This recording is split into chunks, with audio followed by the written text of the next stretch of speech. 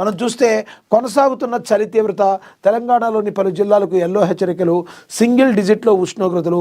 తెలంగాణలో చలి తీవ్రత కొనసాగుతుంది. పలు జిల్లాల్లో శీతల గాలులు వీస్తుండగా మరికొన్ని చోట్ల మంచు తీవ్రత ఎక్కువగా ఉంటుంది. కానీ కొన్ని జిల్లాలకు ఎల్లో హెచ్చరికలు జారీ అయ్యాయి. కొన్ని చోట్ల సింగిల్ డిజిట్ ఉష్ణోగ్రతలు నమోదవుతున్నాయి. మరి తెలుగు రాష్ట్రాల్లో మరి ఈ రకంగా చలి పులి పంజా విసురుతుంది. మరి బయటికి వచ్చేవాళ్ళు అనేక జాగ్రత్తలు అయితే తీసుకోవాలి. పొద్దున పూట ఆఫీసులకి వెళ్ళటం అందరికీ తప్పనిసరి.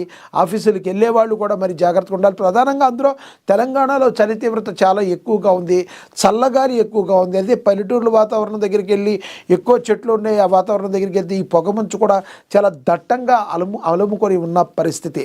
మరి వెహికల్స్లో వెళ్ళేవాళ్ళు కానీ మరి కంపల్సరీ ఆ లైటింగ్ సిస్టమ్ ఏ విధంగా ఉంది, మీ వెహికల్ లైట్లు ఎలా ఉన్నాయి, ఎందుకంటే ఎదురుగుండా వచ్చేవాళ్ళకి డిమ్మర్ కొట్టేటప్పుడు మరి ఆ లైట్లు కనబడకపోతే అత్యధిక పెద్ద ప్రమాదాలు జరిగే అవకాశం ఉంది.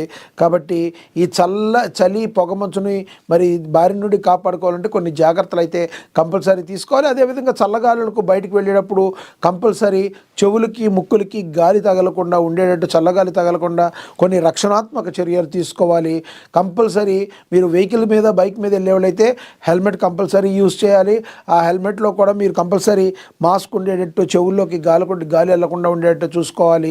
మరి జలుబులు దగ్గులు వచ్చే అవకాశం కూడా ఎక్కువగా ఉంటుంది. చల్లగాలికి గొంతులు పట్టే అవకాశం, కొంతమందికి థ్రోట్ ఇన్ఫెక్షన్, కొంతమందికి లంగ్స్లోకి రకరకాల ఫ్లమ్ యాడ్ అయిపోయి చాలా తీవ్ర ఇబ్బందులు ఈ చల్లగాలి వలన పడే అవకాశం ఉంది. ఇల్లు నీట్గా ఉంచుకోవాలి, దోమలు ఎక్కువ రాకుండా ఉండేట్టు చూసుకోవాలి. చల్లగాలికి చర్మం అంతా కూడా పొడిబారిపోయే అవకాశం ఉంటుంది.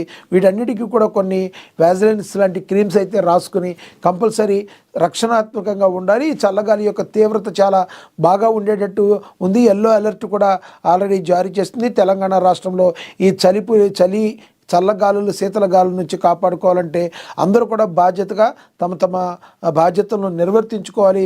మరి చల్లగాలి నుంచి, శీతల గాలి నుంచి, పొగమంచు నుంచి, చలి నుంచి కూడా మరి తమను కాపాడుకోవాల్సిన అవసరం ఎంతైనా ఉంటుంది. ఇక నిరుద్యోగుల కల సాకారం, TGPSC గ్రూప్ 3